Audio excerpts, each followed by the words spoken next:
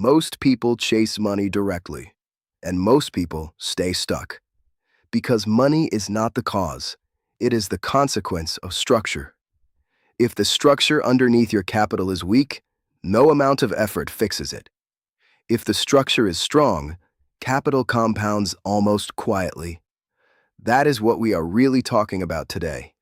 The framework we are translating centers on 5 pillars: debt discipline, building an income engine, mindset, time, and family alignment.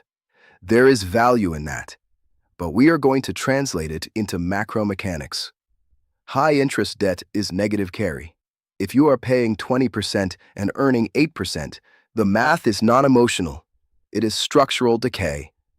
At the household level, that creates fragility. At the macro level, it creates credit stress. We are still operating in a late cycle environment. Rates remain elevated relative to prior years. Consumer leverage is tight. That means debt discipline is not motivational advice. It is survival positioning. The second idea is building an engine that produces income while you sleep. In our strategy, that translates to owning cash flow, not just price appreciation. Cash flow stabilizes behavior. Appreciation depends on liquidity staying supportive. When liquidity expands, appreciation looks effortless. When liquidity tightens, multiples compress. Cash flow absorbs volatility. Speculation amplifies it. That distinction becomes critical during phase transitions.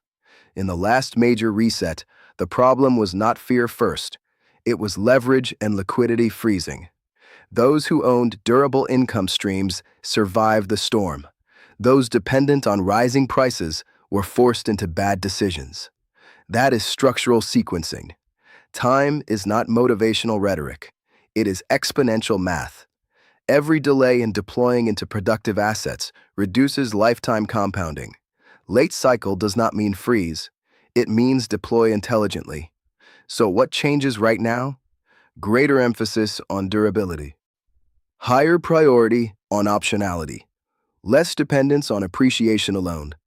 We survive first, we compound second. If this way of thinking helps you see the system more clearly, consider subscribing.